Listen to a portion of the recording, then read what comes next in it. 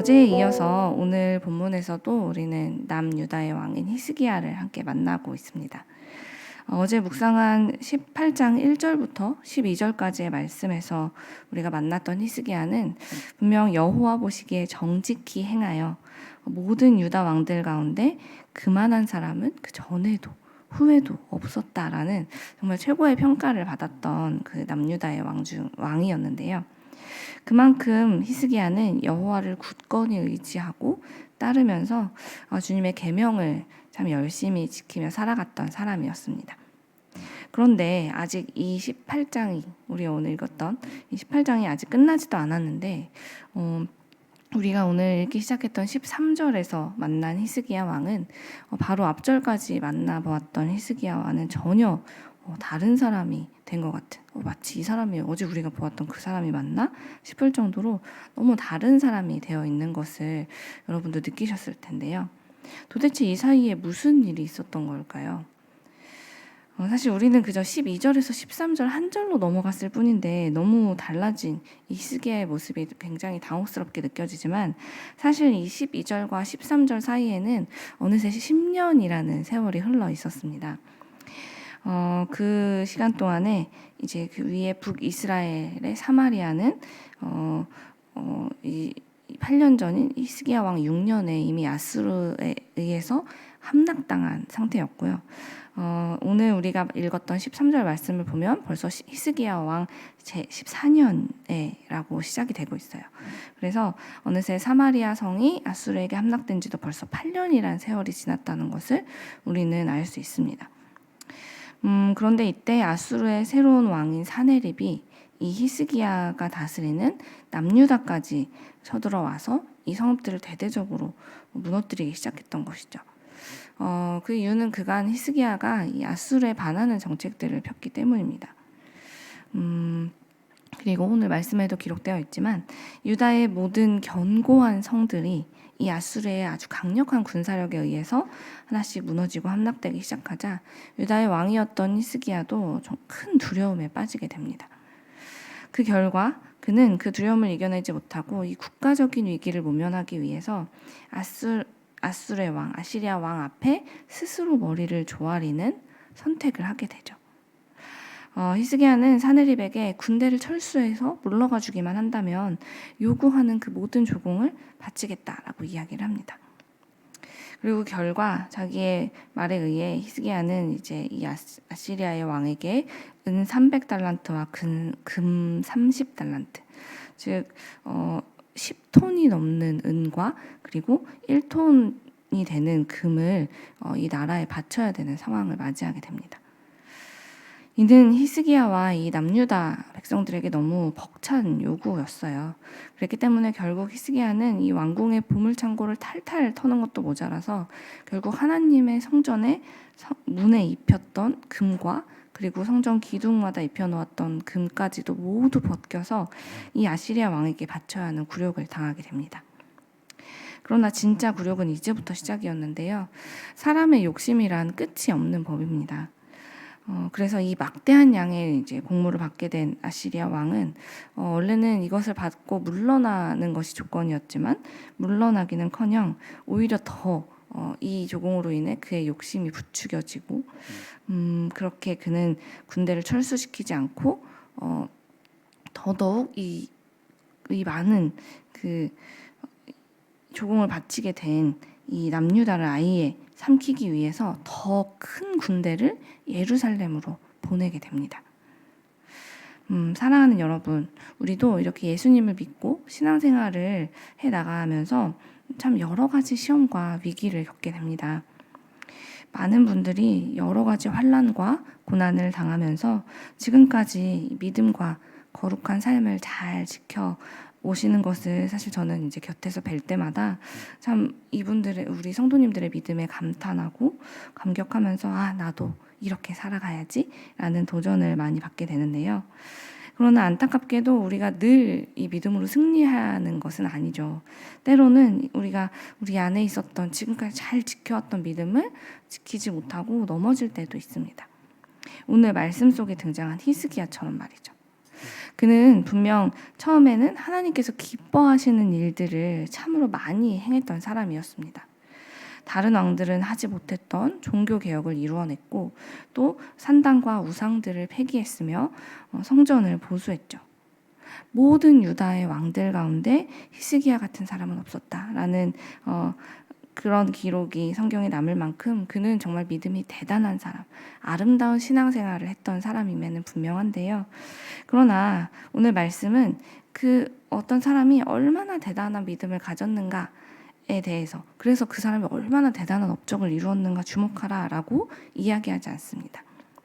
진짜 중요한 것은 그게 아니라 그 믿음을 과연 끝까지 지켜나갈 수 있는가, 그 믿음을 계속 우리에게 주어진 날 동안에 지켜나가는 것, 사실 그것이 우리에게 더 중요한, 아니 가장 중요한 것이라고 말씀은 이야기하고 있는 것이죠. 히스기야는 분명 대단한 믿음의 사람이었습니다. 그러나 문제는 그는 과거에는 그랬지만 지금 안타깝게도 그러지 못하고 있다는 것이었죠. 눈앞에 닥쳐온 위기 앞에서 히스기야는 하나님보다 눈앞에 있는 아시리아의 왕을 더 두려워하게 되었습니다. 그 눈앞에 다가오는 이 엄청난 군사력과 무기들을 가지고 내가 그동안 가지고 있었던 가장 견고한 성들을 다 무너뜨리는 그 상대방을 보고 있으려니 내가 너무너무 작게 느껴지고 정말 나는 보잘것없는 사람처럼 믿게 된 것이죠. 그렇게 그가 자기를 작게 보기 시작하자 그때부터는 자기가 믿는 하나님조차도 작아 보이기 시작했던 것 같습니다. 그래서 그는 이 문제를 해결하기 위해 그동안 자신의 삶을 지키고 인도해 오신 하나님께 나아가지 않고 이제 자기만큼 작게 느껴지는, 그래서 어느새 그냥 수많은 신들 중에 하나처럼 느껴지게 된 하나님께 나아가지 않고 나를 순식간에 삼켜버릴 것 같은 그 힘을 가지고 있는 저 아시리아 왕에게 나아가서 머리를 거기서 조아리게 된 것이죠. 죄송합니다. 그 결과 아수르의 이제 왕의 신하인 랍사게조차도 이 히스기야의 태도를 금방 느꼈어요. 그래서 단박에 그의 마음이 지금 어떤지를 알아채고 비아냥대기 시작하죠. 히스기야와 그의 나라를 말로 짓밟기 시작하고 그들이 의지하며 신뢰하는 하나님을 하찮게 여기면서 모독하고 무시하고 조롱합니다. 아주 오래전 이스라엘 백성들은 가는 곳마다 이들이 믿는 하나님을 행하시는 놀라운 일들 때문에 그 주변의 나라들이 막 벌벌 떨면서 이스라엘 백성 그리고 그들을 돌보시는 하나님을 두려워했던 그런 아름다운 놀라운 역사를 가졌던 사람들이었지만 이제는 이 유다의 왕이라는 사람 히스기야조차도 그 하나님을 작게 여기고 그래서 그 마음을 간파한 적들조차도 이들의 하나님을 무시하는 그런 처지에 처하고 말았다는 것이죠. 도대체 어쩌다 하나님의 백성이라는 사람들이 이렇게까지 되었을까요? 그 이유는 그들이 전능하신 우리 하나님을 믿지 못했기 때문입니다. 너무 커다란 위기 앞에서 감당할 수 없는 두려움이 나를 감싸게 되자 그 상황에 사로잡힌 히스기야는 우리 하나님이 어떤 분인지를 믿지 못했습니다. 그래서 하나님께 기도하면서 그분을 의지해야 될 때에 곧장 사네립의 마음을 얻기 위해 내가 뭘 하면 되지? 이걸 고민했고 사네립에게 이거면 물러가 주실 수 있나요? 라면서 머리를 조아리고 공물을 바치는 세상과 똑같은 방법들을 행하게 됩니다. 히스기야는 스스로 하나님을 그분은 우리를 구원하지 못하는 신이야. 하나님은 우리를 지금 이 상황에서 구원해 주실 능력이 없어 라고 믿었고 그래서 그 믿음대로 된 것이죠. 사랑하는 여러분, 우리가 살면서 위기를 만나게 될 때, 또 고난과 시련을 당하게 될 때 그것을 이겨내는 유일한 방법은 우리 하나님이 전능하신 분이다 라는 것을 잊지 않고 기억하는 그 믿음을 끝까지 붙들고 나아가는 것, 그것이 우리가 위기를 이겨내는 유일한 방법이라는 것을 믿으시기 바랍니다. 하나님께서는 정말 자신의 백성을 언제나 반드시 지키시고 보호하시고 구원하시는 분이십니다. 그 믿음을 가진 이들을 한 번도 하나님은 그냥 내버려 두시고 멸망의 길에 가게 두신 적이 없어요. 그렇기 때문에 우리는 그것을 믿자는 것입니다. 우리를 구원하시는, 우리가 어떤 처지에 있든 우리가 어떤 사람이든지 간에, 내가 얼마나 작은 사람이든 얼마나 큰 죄인이든 간에 그분을 믿고 의지한다면 하나님은 반드시 우리를 구원하시는 분이라는 것을 믿는 믿음, 그것을 우리 오늘도 내일도 앞으로 주어진 날들이 어떻든지 간에 그것을 지켜나가자는 것이죠.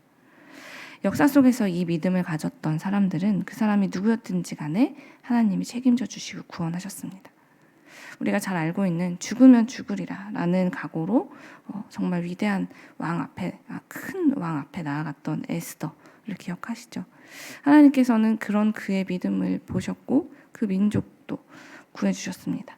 또 에스더뿐만이 아니죠. 황폐해진 예루살렘과 나라의 소식을 듣고 눈물로 하나님 앞에 기도했던 느헤미야도 결국 그 왕 앞에 나아가서 자기의 나라를 다시 회복하고 굳건히 세울 수 있는 도움을 얻을 수 있도록 하나님께서 이 느헤미야도 그 나라를 돌보셨습니다. 하나님께서는 이렇게 어려운 상황 속에서 또 그 왕 앞에 내 마음대로 나갔다가는 죽음을 면할 수 없는 상황에 있었지만, 그럼에도 불구하고 우리 하나님을 향한 믿음을 가지고 기도하며 나아갔던 이들을 절대로 홀로 두지 않으시고 그들을 반드시 지켜주시고 그들이 지키려 했던 하나님의 나라와 그 백성들 또한 구원해 주셨습니다. 그러니 우리 눈앞에 어떠한 위기와 고난이 찾아온다 한들 이렇게 강한 힘을 가진 왕 앞에서도 두려워하지 않고 그 왕보다도 더 크고 위대하신 하나님을 신뢰하며 그 믿음을 붙잡고 살아갔던 우리 믿음의 조상들처럼 살아간다면 하나님께서 어찌 우리에게 다른 결과를 주시겠습니까? 우리도 두렵지만 우리의 문제보다 더 크신 하나님을 신뢰하고 기도한다면 하나님께서는 우리에게 이 일을 능히 이겨낼 힘과 용기를 주실 것이고, 또 나뿐만이 아니라 나와 함께 살아가는 우리 가족들과 우리 믿음의 가족들과 또 이 민족과 이 세계 열방을 살리는 그 놀라운 역사를 반드시 우리를 통해 행하실 것을 저는 믿습니다. 그러니 이제 우리 오늘 이 기도하는 자리에서 특별히 이 하루를 또 우리에게 주신 하나님 앞에서 감사하며 이 첫 시간을 나는 기도하며 시작할 거야 라는 결단을 가지고 이렇게 주님 앞에 서신 여러분들은 지금 무엇을 해야겠습니까? 문제에 집중하지 않고 이 모든 것들을 능히 이겨내실 더 크고 놀라우신 하나님을 믿는 것, 그것이 우리가 해야 될 첫 번째 일인 것이죠. 그리고 이 믿음을 가지고 기도하면서 살아간다면 우리는 반드시 오늘의 이 문제 앞에서도 결국 승리하게 될 것입니다. 그러니 아무리 두려워도 우리 하나님을 작게 보지 마십시오. 나는 작지만, 나는 연약한 게 분명하지만 우리 하나님은 강하고 위대하고 크신 분이십니다. 그분은 천지를 만드시고 또 다스리시는, 지금도 앞으로도 다스리시는 유일한 신, 우리의 전능하신 하나님이십니다. 그러니 그분께 오늘 우리의 문제를 맡기며 오늘도 우리가 승리하는 삶을 살아가는 세상의 빛 이레교회가 되기를 간절히 소망합니다.